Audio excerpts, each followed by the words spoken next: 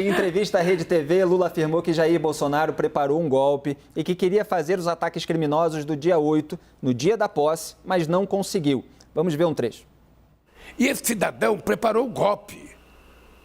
Hoje eu tenho consciência e vou dizer aqui alto e bom som, esse cidadão preparou o golpe. Eles queriam fazer aquela bagunça no dia 1º de janeiro.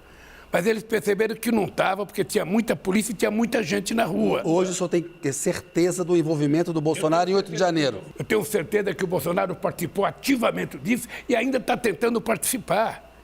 Ou seja, ele é um cidadão é quase como um psicopata. Ou seja, o cidadão não pensa, ele não raciocina, ele vomita as coisas. Sabe, com a maior desrespeito do mundo, com a maior falta de objetividade e de sinceridade do mundo.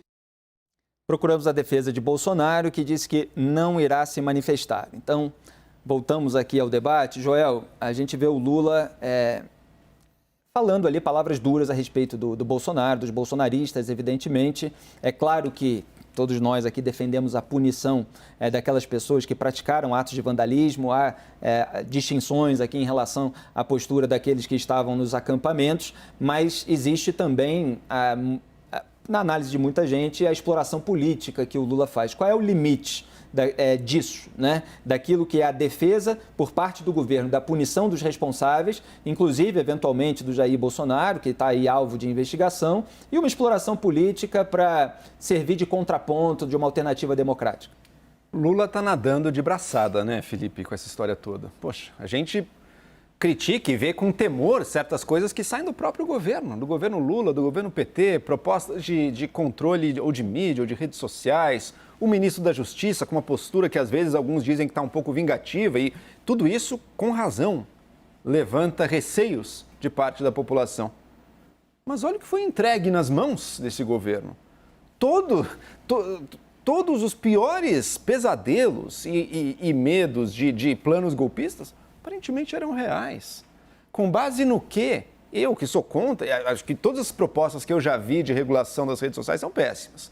Agora, se a gente vê que do outro lado tem pessoas que estavam usando as redes sociais para discursos assim mentirosos, no grau mais nefasto que a gente possa imaginar, no grau mais criminoso, no grau mais golpista, usando aquilo para fanatizar pessoas. O Alexandre de Moraes usou um bom termo, zumbis. É o que as pessoas se transformam em verdadeiros monstros.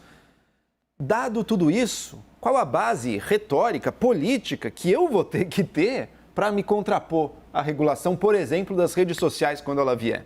Então, isso para mim só ressalta uma coisa. Primeiro, Felipe, você fala do uso político. É claro que tem um uso político por parte do governo PT e de qualquer governo teria. Tudo vai ser usado, inclusive, politicamente. Dado isso, para mim, reforça a clareza de um ponto. A gente precisa, para ontem, de uma direita organizada no Brasil que seja democrática, uma direita comprometida com os valores da República. Sem isso, está se entregando assim de bandeja para o governo, para o Supremo, para o Alexandre de Moraes, para o Lula fazerem o que quiserem. Posso fazer só uma observação? Eu não consigo concordar com essa normalização do uso político, né?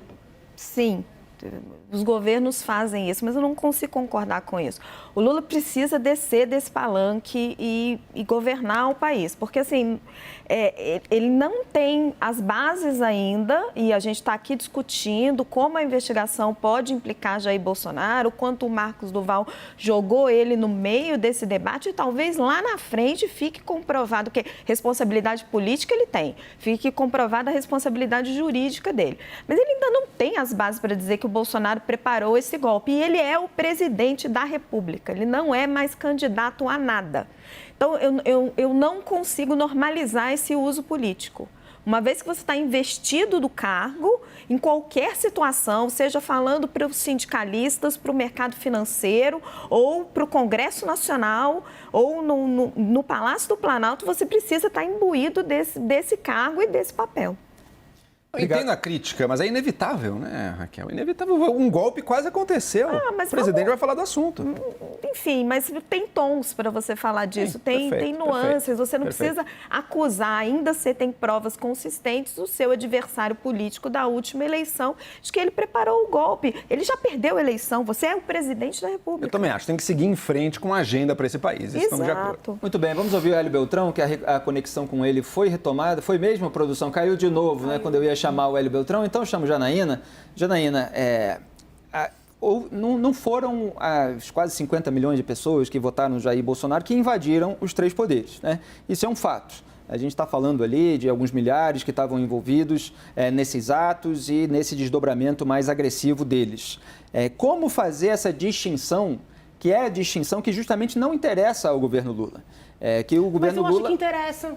Se ele for inteligente, interessa. Pois é, mas é que a maneira como ele tem se colocado é uma maneira de que todo mundo que está contra mim é golpista, é conspirador. Mas é a maneira PT e a maneira Bolsonaro. Então. Entendeu? Lula e Bolsonaro são muito parecidos. Né? São populistas, despertam paixões, são emocionados e emocionantes. Difícil exigir de ambos, né, serem o que eles não são. Agora, sob o ponto de vista da inteligência, seria aconselhável que o presidente Lula não fizesse o que o presidente Bolsonaro fez. Porque o presidente Bolsonaro foi eleito por uma pluralidade e governou por um nicho. E o presidente Lula também foi eleito por uma pluralidade, porque tem muito direitista, acreditem ou não, que votou em Lula. Conheço vários. E ele está também governando por um nicho. Então, ou o Lula afasta seus loucos, desculpa falar desse jeito, ou ele vai acabar como o Bolsonaro, porque Bolsonaro não afastou. E conforme os fatos vêm à luz, nós percebemos que a coisa foi ainda pior do que nós imaginávamos. Então, assim, a fala dele aí, nesse seu trecho, né, no trecho que você passou, eu não vislumbro que tenha exorbitado o direito de opinião, de manifestação.